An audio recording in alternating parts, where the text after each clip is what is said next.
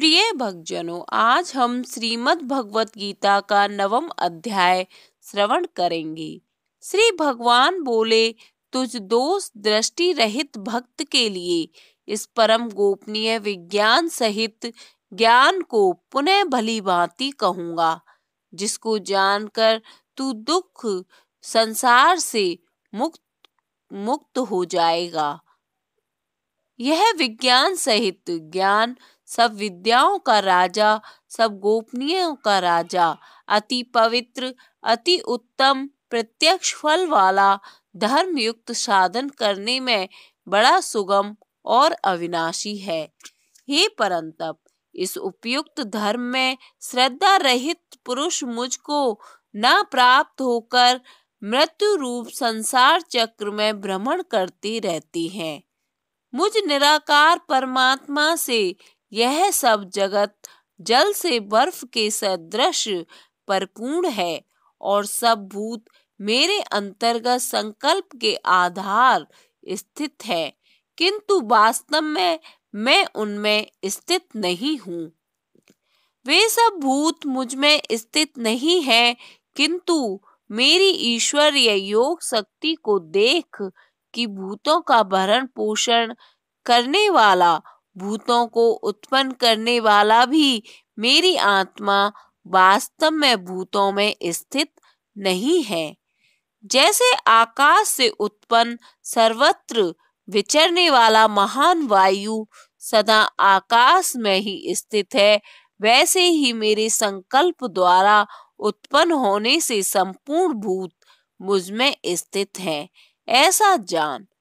हे अर्जुन, कल्पों के अंत में सब भूत मेरी प्रकृति को प्राप्त होते हैं, अर्थात प्रकृति में लीन होते हैं, और कल्पों के आदि में उनको मैं फिर रचता हूँ। अपनी प्रकृति को अंगीकार करके स्वभाव के बल से परतंत्र हुए इस संपूर्ण भूत समुदाय को बार बार उनके कर्मों के अनुसार रचता हूँ। हे अर्जुन, उन कर्मों में आसक्ति रहित और उदासीन के सदृश कर्तव्य भाव के बिना अपने आप सत्ता मात्र ही होते हैं। उनका नाम उदासीन के सदृश है। हे अर्जुन, मुझ अधिष्ठाता के सकाश से प्रकृति चराचर सहित सर्व जगत को रचती है, और इस हेतु से ही यह संसार चक्र घूम रहा है। मेरे परम भाव को न जानने वाले मूढ़ लोग मनुष्य का शरीर धारण करने वाले मुझ संपूर्ण भूतों के महान ईश्वर को तुच्छ समझते हैं, अर्थात अपनी योग माया से संसार के उद्धार के लिए मनुष्य रूप में विचरते हुए मुझ परमेश्वर को साधारण मनुष्य मानते हैं। वे व्यर्थ आशा, व्यर्थ कर्म और व्यर्थ ज्ञान वाले विक्षिप्त चित्त अज्ञानी जन राक्षसी, आसुरी और मोहिनी प्रकृति को, जिसको आसुरी संपदा के नाम से विस्तार पूर्वक भगवान ने गीता अध्याय में कहा है, उसे धारण किए रहती हैं। परंतु हे कुंती पुत्र, देवी प्रकृति के आश्रित महात्मा जन मुझको सब भूतों का सनातन कारण और नाश रहित अक्षर स्वरूप जानकर अनन्य मन से युक्त होकर निरंतर भजते हैं। वे दृढ़ निश्चय वाले भक्त जन निरंतर मेरे नाम और गुणों का कीर्तन करते हुए तथा मेरी प्राप्ति के लिए यत्न करते हुए और मुझको बार बार प्रणाम करते हुए सदा मेरे ध्यान से युक्त होकर अनन्य प्रेम से मेरी उपासना करते हैं। दूसरे ज्ञान योगी मुझ निर्गुण निराकार ब्रह्म का ज्ञान यज्ञ द्वारा अभिन्न भाव से पूजन करते हुए भी मेरी उपासना करते हैं, और दूसरे मनुष्य बहुत प्रकार से स्थित मुझ विराट स्वरूप परमेश्वर की पृथक भाव से उपासना करते हैं। क्रतु मैं हूँ, यज्ञ मैं हूँ, श्वेधा मैं हूँ औषधि मैं हूँ, मंत्र मैं हूँ, घृत मैं हूँ, अग्नि मैं हूँ और हवन रूप क्रिया भी मैं ही हूँ। इस संपूर्ण जगत का धाता अर्थात धारणा करने वाला एवं कर्मों के फल को देने वाला पिता माता पितामह जानने योग्य पवित्र ओमकार तथा ऋग्वेद सामवेद और यजुर्वेद भी मैं ही हूँ। प्राप्त होने वाले योग्य परम धाम भरण पोषण करने वाला सबका स्वामी शुभ अशुभ का देखने वाला सबका वास स्थान शरण लेने योग्य प्रति उपकार न चाहकर हित करने वाला सबकी उत्पत्ति प्रलय का हेतु स्थिति का आधार निधान प्रलय काल में संपूर्ण भूत सूक्ष्म रूप से जिसमें लय होते हैं उसका नाम निधान है और अविनाशी कारण भी मैं ही हूँ। मैं ही सूर्य रूप से तपता हूँ, वर्षा का आकर्षण करता हूँ और उसे बरसाता हूँ। हे अर्जुन, मैं ही अमृत और मृत्यु हूँ और सत असत भी मैं ही हूँ। तीनों वेदों में विधान किए हुए सकाम कर्मों को करने वाले सौम रस को पीने वाले पाप रहित पुरुष यहाँ स्वर्ग प्राप्ति के प्रतिबंधक देव ऋण रूप पाप से पवित्र होना समझना मुझको यज्ञों के द्वारा पूजकर स्वर्ग की प्राप्ति चाहते हैं। वे पुरुष अपने पुण्यों के फल रूप स्वर्ग लोक को प्राप्त होकर स्वर्ग में दिव्य देवताओं के भोगों को भोगते हैं। वे उस विशाल स्वर्ग लोक को भोगकर पुण्य क्षीण होने पर मृत्यु लोक को प्राप्त होते हैं। इस प्रकार स्वर्ग के साधन रूप तीनों वेदों में कहे हुए सकाम कर्म का आश्रय लेने वाले और भोगों की कामना वाले पुरुष बार बार आवागमन को प्राप्त होते हैं अर्थात पुण्य के प्रभाव से स्वर्ग में जाते हैं और पुण्य क्षीण होने पर मृत्यु लोक में आते हैं। जो अनन्य प्रेमी भक्त जन मुझ परमेश्वर को निरंतर चिंतन करते हुए निष्काम भाव से भजते हैं उस नित्य निरंतर मेरा चिंतन करने वाले पुरुषों का योग क्षेम भगवत स्वरूप की प्राप्ति का नाम योग है और भगवत प्राप्ति के निमित्त किए हुए साधन की रक्षा का नाम क्षेम है।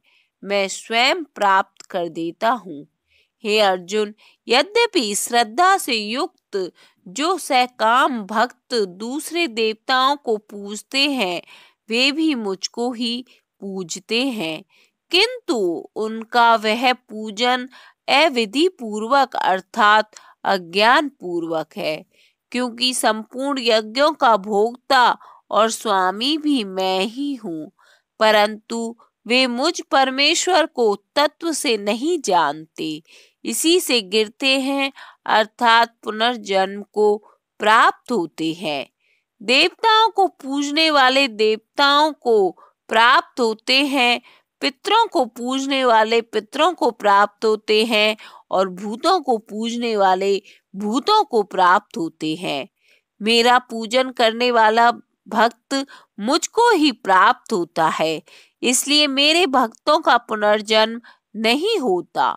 जो कोई भक्त मेरे लिए प्रेम से पत्र पुष्प फल जल आदि अर्पण करता है उस शुद्ध बुद्धि निष्काम प्रेमी भक्त का प्रेम पूर्वक अर्पण किया हुआ वह पत्र पुष्पादि मैं सगुण रूप से प्रकट होकर प्रीति सहित खाता हूँ। हे अर्जुन, तू जो काम करता है, जो खाता है, जो हवन करता है, जो दान देता है और जो तप करता है वह सब मेरे अर्पण कर। इस प्रकार जिसमें समस्त कर्म मुझ भगवान के अर्पण होते हैं ऐसे संन्यास योग से युक्त चित्त वाला तू शुभ अशुभ फल रूप कर्म बंधन से मुक्त हो जाएगा और उनसे मुक्त होकर मुझको ही प्राप्त होगा।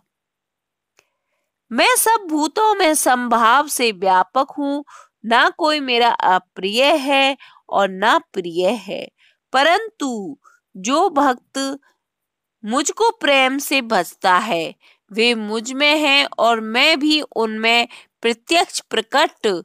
जैसे सूक्ष्म रूप से सब जगह व्यापक हुआ भी अग्नि साधनों द्वारा प्रकट करने से ही प्रत्यक्ष होता है, वैसे ही सब जगह स्थित हुआ भी परमेश्वर भक्ति से भजने वाले के ही अंतकरण में प्रत्यक्ष रूप से प्रकट होता हूँ। यदि कोई अतिशय दुराचारी भी अनन्य भाव से मेरा भक्त होकर मुझको भजता है तो वह साधु ही मानने योग्य है, क्योंकि वह यथार्थ निश्चय वाला है और उसने भली भांति निश्चय कर लिया है कि परमेश्वर के भजन के समान अन्य कुछ भी नहीं है। वह शीघ्र ही धर्मात्मा को हो जाता है और सदा रहने वाली परम शांति को प्राप्त होता है। हे अर्जुन, तू निश्चय पूर्वक सत्य जान कि मेरा भक्त नष्ट नहीं होता।